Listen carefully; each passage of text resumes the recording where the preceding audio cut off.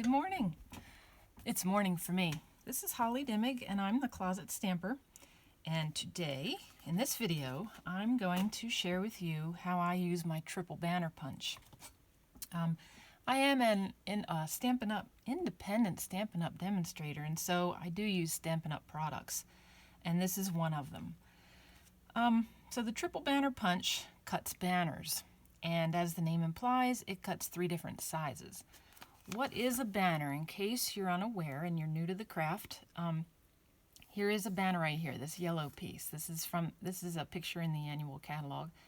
The yellow piece, the banner cut on the bottom with that triangular shape. And then a few pages over, I have another example. Here is a banner cut, looks like a tag that was put on a card base. So that could have stood alone as a tag, or you can make a card out of it. Another couple examples. Here's a cute card with a cow, so that pink piece in the background is a banner. Here's another one with the pig, the banner. It's just an extra layering piece. Adds a little detail, adds a little texture maybe. In the back of the catalog are where the punches are for sale. Here's the banner triple, and it does cost $23, but you have to remember that it is like 3 punches in one. And actually today I'm going to show you how you can do more than 3 punches, 3 widths. Really, I've gotten to the point where I can do anything that's less than or equal to 2 inches. I used to be a math teacher, so I got kind of tickled when I could use that symbol.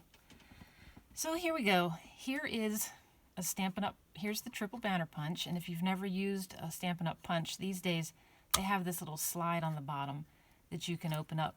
See, when it's closed, let me grab another punch. They can stack and you can see what you have there. But then when you open it, spring-loaded, it pops up a bit. So the triple banner punch is set up for 3 different widths. These grooves allow you to punch a 2-inch strip of paper, a 1.5 inch, and a 1 inch. I'm going to show you how you can do more than that. So let's get started. First of all, good technique, and you have to play with it a little bit to learn all the ins and outs, but a good technique is to actually double check that you've gone all the way to the bottom. And I like to look and see that my piece of paper is flush with the piece of metal. And for a 2-inch piece, you slide your cardstock in between the grooves for 2 inches, and you punch. And that little bit comes off, and hopefully I'll remember to tell you a bit about that in a minute. So there you go, a perfectly cut banner. You also, the 1.5 inch, down a little bit lower in the punch is a groove. Check that it's down all the way. There you go. 1 inch, again, there's a preset groove. Fits in there very nicely. Doesn't wiggle around. You've got beautiful punches. So there you go. Those are the 3 that the tool was made for. But what I have found is, I'm going to just scoot these out of the way. What I've found is that you can do other sizes. You know, in the beginning, my projects were my banners were 2 inch or 1.5 or 1. But for instance, here's a 1/2 inch. Now I used to put it in the front and I eyeballed it and centered it. But what works better is if you look at it from the back. And as you can see right there where the V-shaped cut is. If you eyeball it, you can cut a 1/2 inch punch. Here's another one, 1 3/4. Now there's no groove for it, but it certainly fits in there. Again, you can eyeball it and punch. Pretty good.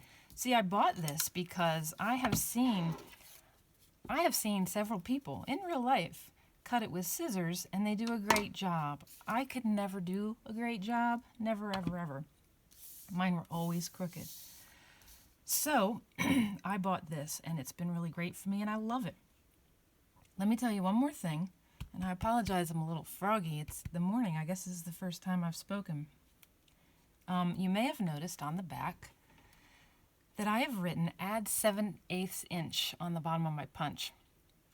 Now, I got this idea from someone else on YouTube, so I cannot take credit, but I can't tell you who it was. At the time, I wasn't really paying attention to who I was watching.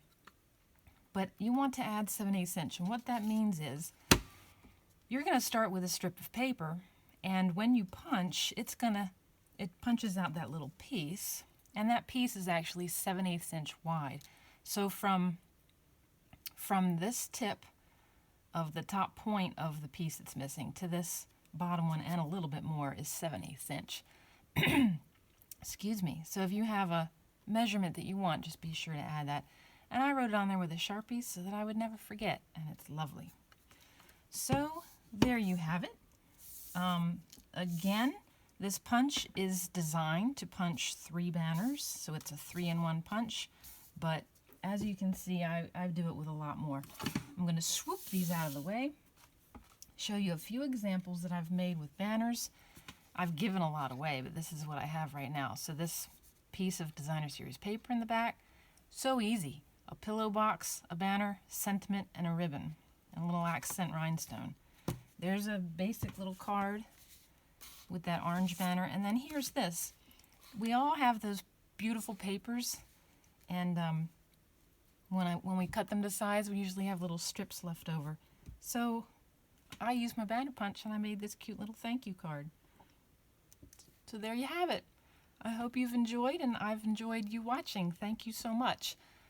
Again, The Closet Stamper, and I'm also on Facebook. Thank you.